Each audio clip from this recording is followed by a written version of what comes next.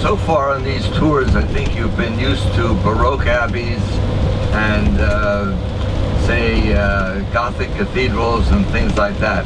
Well, this Sant Antimo Abbey predates all of that stuff, and so it's not going to be the fanciest abbey building that you've ever encountered, but it is very historical. It started out, I got the date here, but we're in the tunnel right now, so can't read in the dark. I'm pretty good, but I can't read in the dark.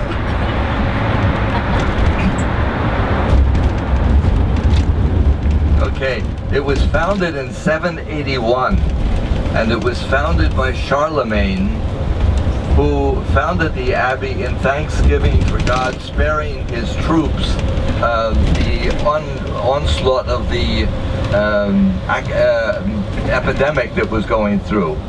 And so his soldiers survived, and in thanksgiving he founded this abbey of Sant Antimo. Don't ask about Sant Antimo, look it up in your book of saints, because you're going to find saints' names in these abbeys that you've never encountered before. We're used to the famous ones, but there's a lot of not so famous saints.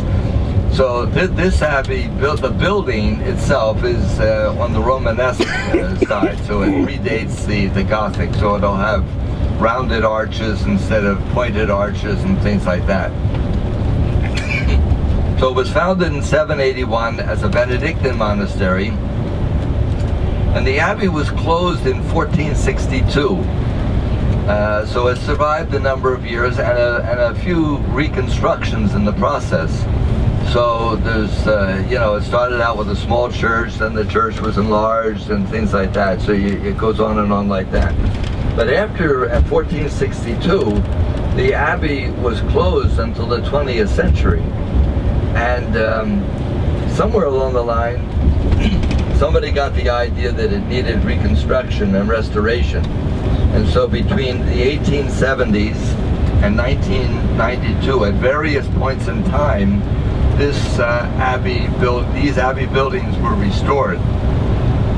Now, this next part, I say jokingly, comes under the seal of confession, because the information that I had was not official information, but was brought out at a meeting that I attended one time.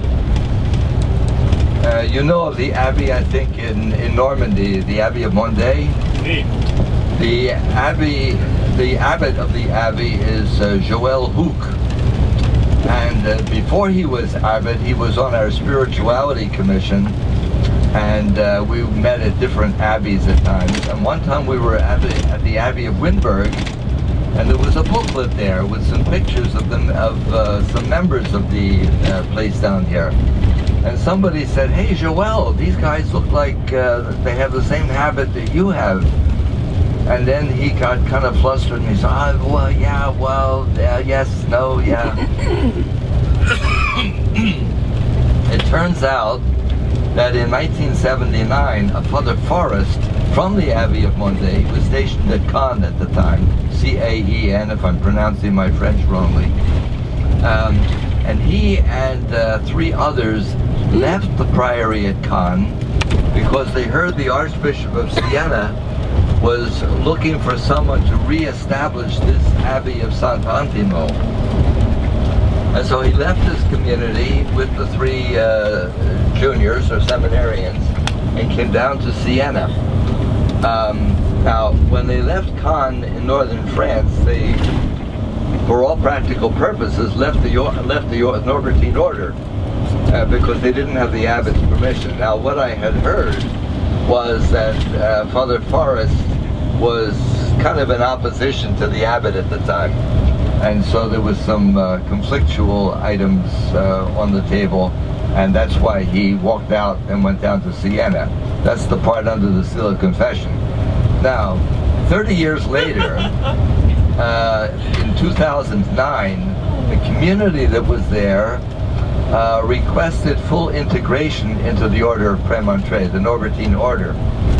And Father Xavier Colavecchio, for one, was asked to come over and spend some time at Sant Antimo to see if they were living their life according to the way we live our lives. and see if it would be okay to approve them for the order. I think Xavier was over there 2 or 3 times. I could be corrected on that number, but he a couple of times. And then finally, the Abbot General asked, can't think of his name right now, but somebody from Orange, California, to come over and spend some time over there. And then finally, in 2011, the community was accepted into the order and elevated to an independent canonry of the order as the Priory of Sant Antimo. They are not considered an abbey in the order, because whenever you found a new house in the order, they start out as a priory. Because what you want to do is make sure that the particular abbey can support itself, get vocations, and be sustainable as a house, and then they can apply to become an abbey, be raised to abbey rank. I think they have about 7, possibly 8 members in this community right now. It's a rather small community, but they wanted to be part of the order again. And you'll notice that their habit is a little different than those worn in De Pere or Dalesford, or even the ones that you've encountered in Rogenburg and Windberg and Wilton.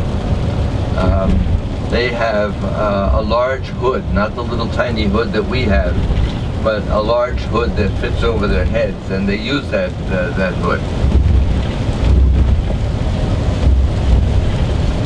One of the jobs that this abbey has, they have a big piece of property apparently, and it's an area where the scouts come and camp at different times during the summer.